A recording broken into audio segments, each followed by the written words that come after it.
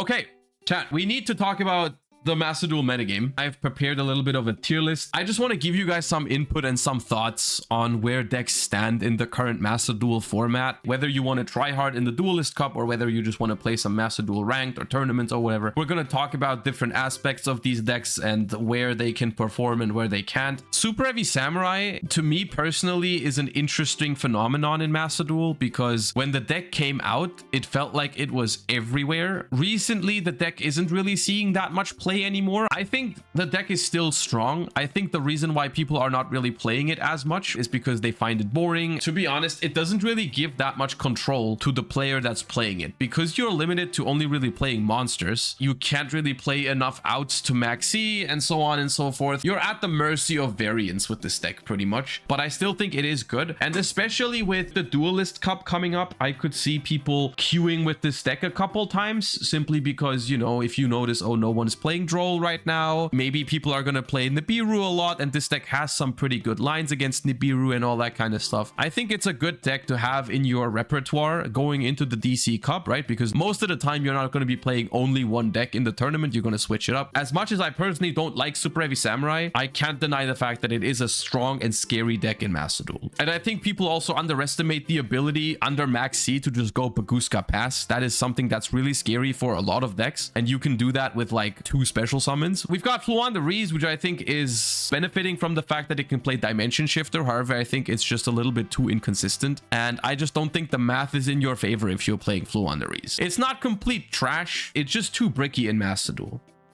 Unfortunately, I have to put Mathmech in A tier because for some reason they do not address this deck in the right way. Triple Circular is still really, really strong. 1 Diameter, double Paralytic Seed doesn't freaking matter because they can search Diameter and they draw Paralytic Seed every single time when they need it anyways. It can play a lot of hand traps, which makes it solid into Snake Eyes. Without Bonfire, it doesn't play through hand traps nearly as well. The deck is strong. Maybe it's even better than Super Heavy Samurai. They're like close to each other. Like Super Heavy Samurai is, I think, the more powerful deck, whereas Mathmech is like the more annoying, more versatile in terms of hand traps and all that kind of stuff. Stun. Stun is the deck that I've played on stream for the memes because people are forcing me to do it and all that kind of stuff. I don't actually think the deck is that good. However, I can't deny that it's been winning a decent amount for me. I mean, mostly going first. I think in general, Stun is a pretty bad deck in Master Duel at the moment. But I think specifically for the Duelist Cup, there is a world where you can have a Stun deck ready because Stun is one of the decks that can potentially be really, really good at countering specific decks. If you ever get into the position in the Duelist Cup and you're grinding and you notice everyone is using the same deck, right? Everyone is on Snake Eyes. You can build the most cruel abomination stun deck that just counters Snake Eyes super hard, and then you might have some success with it. I understand why people are playing Tier Elements. It is a fun deck to play. To me, this deck feels incredibly gambly at the moment. I don't like Tier Elements at all. I don't like playing it. I feel like I need to get incredibly lucky to mill the cards that I need, because you have so few tier element names, no more Ishizu Millers, which all of this is a good thing, right? It's a good thing that they banned the Ishizu cards, but I do think that in its current iteration, tier elements is just not great. I do lose to it on stream a fair amount because if they high roll, they high roll. I personally don't think it's good though. It bricks a fair amount. Maybe it's a little bit better and goes into the bottom of B, but I genuinely don't think this deck is that great. Almost every single deck that we're talking about today is good enough for ranked. This is from a very competitive perspective, so don't be too like mad if I put one of a deck that you like and you play in ranked and you do fine with it. If I put it relatively low on this list, all of these decks can perform in ranked. None of these decks are completely terrible, and Tier Element is the same thing. From a competitive perspective, there's almost no reason to play Tier Element unless you really like the deck. Branded is a deck that I think,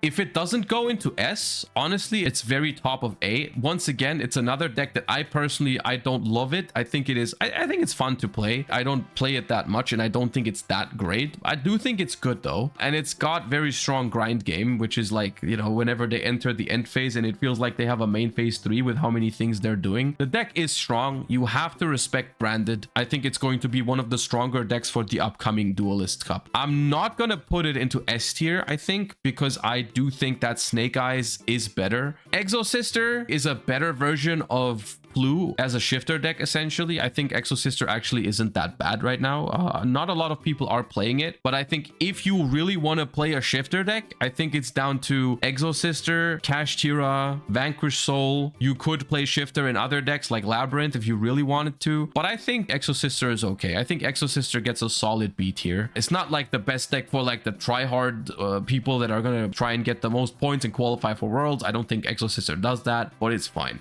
Like between triple maxi and double shifter, like these kind of decks are just super dangerous even when they go second. Labyrinth I think is good. It's a shame that transaction rollback doesn't benefit Labyrinth as much as it could, because we only have 4 furniture pieces, 2 Stovey, 2 Chandeliers. That is super annoying. I like the deck. I think it is good. Out of the decks that I've put into A tier, it's probably my favorite to play myself. I personally dig its playstyle way more. I'm a fan of Labyrinth, but I don't think it's actually on a competitive scale better than these decks, but it's still pretty good. Vanadium is in a weird spot. I feel like it's definitely a good deck. I just don't think it does anything better than other decks right now. If I want to play a super combo oriented deck that tries to make really strong boards, I feel like you could play Super Heavy or Mathmech and it'd be better. It doesn't play the mid-range game super well. Like there's other decks that do that better. There's other decks that can fit more non-engine like Mathmech and Super Heavy. The deck is scary, especially if they go first, but I just don't think it does anything better than the decks up here in A tier, so I'm putting it in very high B. Technically, not much has happened to Pearly. It's just that other stuff came out that was better, and it just, for some reason, hasn't gotten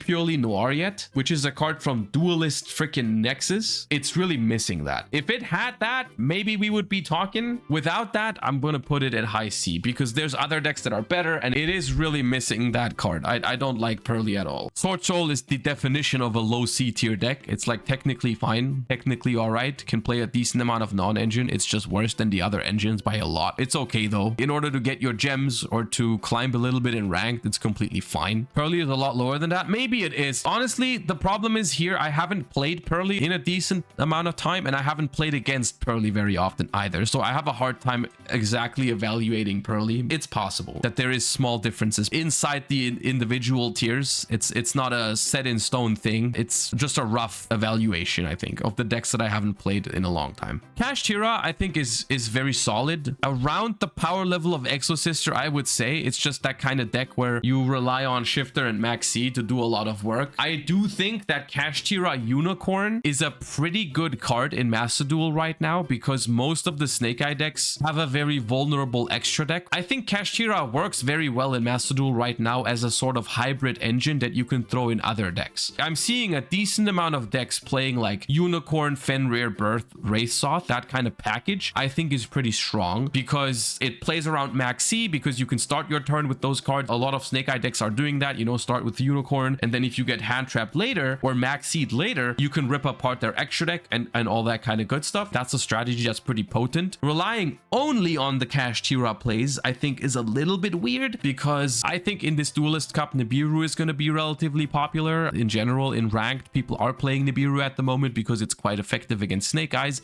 depending how well your opponent plays around it. So if you're playing Kashtira, you have to basically go for the Arise Hard pass every time, which means you are relatively vulnerable to certain cards, depending on what kind of non-engine people play, right? Like, you know, if they draw an Imperm, that's kind of bad for you. If they have a Talent, it's pretty bad for you. Maybe it's better than Stun.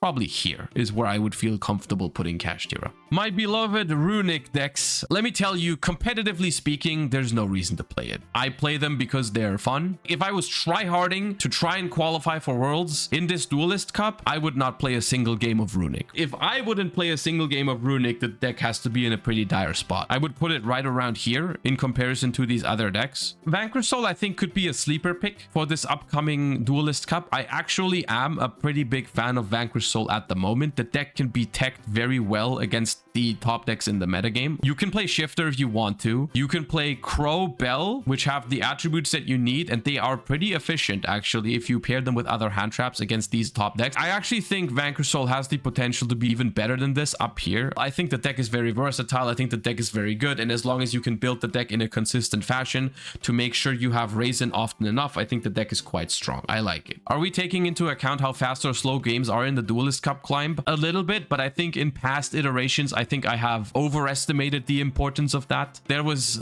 times where I said I don't think Pearly is that great for the Duelist Cup because it's relatively slow, and then Pearly ended up being very good for the Duelist Cup still. I think speed is important. At the same time, your win rate is also really important. So if you find a deck that just works well for you, even if it is a little bit slower, I think that's still a good choice for the Duelist Cup. And here we have the last two. I think it's going to be to no one's surprise. I think Snake Eye decks share the top position in the format. On the one hand, you have pure Snake Eyes, which I think is the deck to beat in Master Duel at the moment. However, when I'm playing ranked at the moment and also in the Duelist Cup, I'm seeing a lot of this Kashtira brew. Basically, what people are doing, they are playing Kashtira Unicorn, Fenrir, Kashtira Birth, and Wraithsoth in their Snake Eye deck. And I think that version has a lot going for it. One big issue with Snake Eye is how does it deal with Max C? Besides the normal Called by the Grave, Ash Blossom, and Crossout Designator, this deck has a very unique way of dealing with Max C. You can summon Unicorn first action, and then if your opponent Max Cs you after, it's more realistic for you to just stop playing, essentially, right? Because your opponent Max sees you, you give them 1 or 2 draws, you resolve Unicorn, you look at their extra deck, you know what they're playing, you can take away really important one-ofs, which matters against most of the top decks in the format, right? Against Snake Eye decks, looking at the extra deck, taking the Promethean Princess can be huge if they don't play 2 copies. Against Mathmech, you can take important pieces. You can just leave the Unicorn on the field, and then your opponent has to play into it again on the next turn. So you basically get 2 extra deck rips, which can be really, really annoying for most meta decks. And I think that version is interesting. I haven't played it much myself yet, but I can say whenever I played against Snake Eyes and they had the Kashtira cards, it was actually quite annoying for me. Definitely try this deck if you want to try hard. If you want to have the best deck possible, I think it's either pure Snake Eye or Kashtira Snake Eye. As always, when I do these tier lists, if I miss a deck or if I missed a certain deck and you want my opinion on it, you can leave a comment down below under the YouTube video. I'll try to go through it and try to answer as many as I can. I hope you found this insightful. I hope you find it helpful. I hope it helps you on your Duelist Cup journey, whether you're going to try really hard or just play a couple games for fun. Don't forget to like, comment, subscribe, all that good stuff. You know the deal, YouTube. Thank you for watching. Hope you have a great rest of your day, and goodbye, YouTube viewers. Bye bye. Peace.